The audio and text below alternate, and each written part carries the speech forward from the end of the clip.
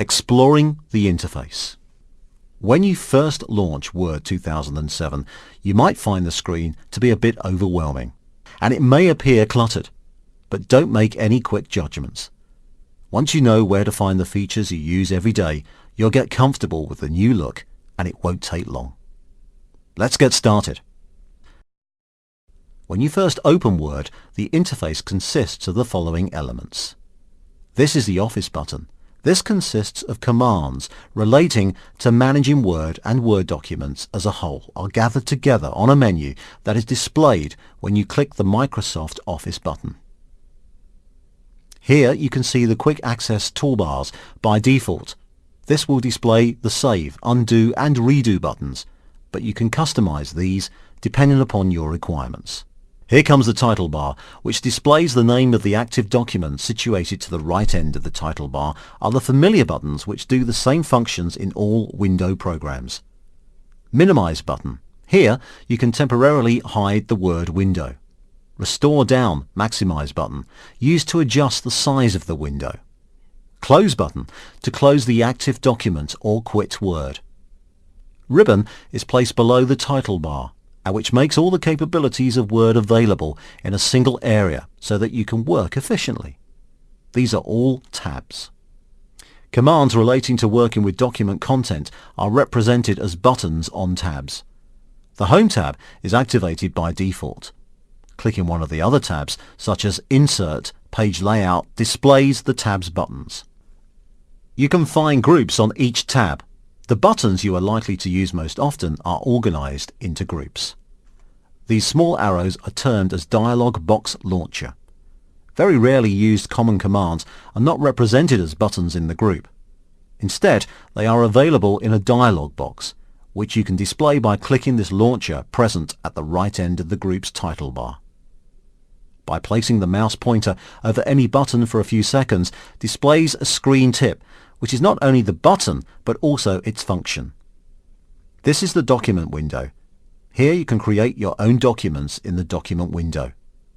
When more than one document is open, each document has its own window. The status bar is located here across the program window. This will give you the information about the current document. You can view the information of your document by right-clicking in the status bar. Here's View Toolbar, placed at the right end of the status bar, which provides tools for adjusting the view of document content. Creating a new document. Every Word project you create, whether it's a personal letter, official report, or a summary, begins and ends the same way. You start by creating a document, and you end by saving your work. Sounds simple, but to manage your Word documents effectively, you need to know these basics and beyond. This session shows you all the different ways to create a new Word document. Word gives you 3 ways to create a document: creating a new blank document, creating a document from an existing document, creating a document from a template. To start your document in any of these ways, follow these steps.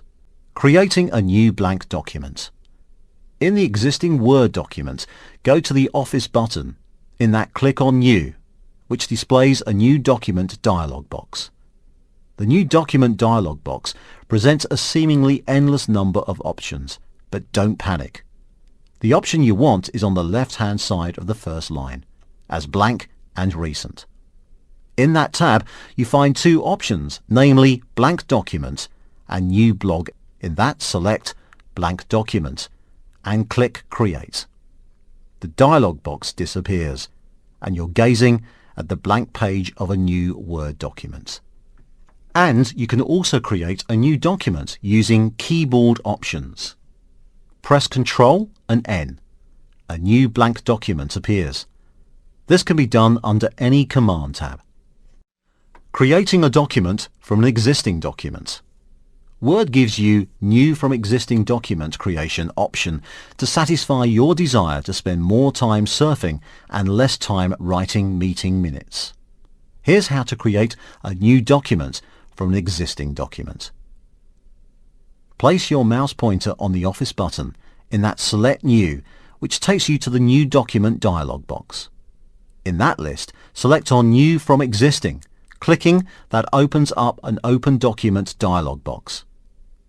In the Open dialog, select the format of file you want to create. To have to keep in mind that, instead of opening an existing file, you're making a copy of an existing file. Once open, the file's name is something like document2.docx instead of the original name. This way, when you save the file, you don't overwrite the original document. Creating a document from a template. Microsoft provides dozens upon dozens of pre-built templates for everything from newsletters to postcards. You just open it and add your text. Here's how to get help from one of Microsoft's templates for Equity Letter. Go to Office button. In that, click on New button, which displays a new document dialog box. In the Selection tab on the left side, click on Installed Templates, which shows you the inbuilt templates list in that select Equity Letter. This shows you a pre-formatted letter format. In that, just start filling up your information. Opening an existing document. If you've mastered creating a document from an existing document and creating a document from a template, you'll find that opening an existing document in a snap. The steps are nearly identical. To open an existing document, go to Office button. In that, click on the Open button. This displays an Open Document dialog box. In that, navigate to the folder and file you want to open. The Open window starts out showing you My Documents folder, since that's where Word suggests you save your file. After navigating your document, click Open. Doing that opens up a document that you have selected. And you can also open an existing document using keyboard options. Press Ctrl and O. The Open dialog box will appear. Saving a document. From the earliest days of personal computing, the watchword has been save early, save often. There's nothing more frustrating than working half the day and losing your document because your power goes out. So, here are some tips to protect your work from disastrous data loss. Name and save your document shortly after you first create it. You'll see the steps to save in this session. Have a habit of doing a quick save with Ctrl and S.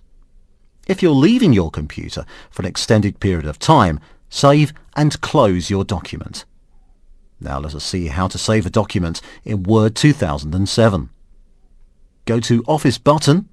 In that, click on Save button, which displays a Save dialog box. In that, type your document name and select your saving location, and then click Save. Word does the rest. All you need to do is remember where you have saved your work. Or you can directly use the keyboard shortcut Ctrl and S to save your document. Save As option. To save a previously saved file in a new location or with a new name, you have to use this Save As option.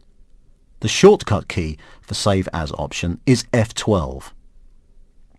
The Save As option lets you save your file with a new name when you use this command. The new Save As option in Word provides 5 mode of saving options. They are Word document. Use to save the document in the default file format of Word 2007 .docx format. Word template. Use to save the document as a template that can be used to format future documents. Word 97 2003 document. You can save a copy of a document that is fully compatible with Word 97 2003. But Word can save files in over a dozen different formats. If you're sharing the file with someone who's using an older version of Word, then choose Word 97 2003. To save the document in .doc format. You have to decide yourself in which format you are going to save your file. Find add-ins for other file formats. Learn about add-ins to save to other formats such as PDF or XPS. Other formats. Use to open the Save As dialog box to select from all possible file types. In this selection list, you can select any mode of saving options which suits your requirement. Closing a document. After saving your document, the next process you will be doing is closing your document. For that, go to the Office button. In that, click on Close button. This will close your Word document. When you close a document, Word checks to see if you've made any changes to the file. When you've made changes, Word always asks whether you'd like to save the document. If you want to save it, click Yes. Otherwise, click No.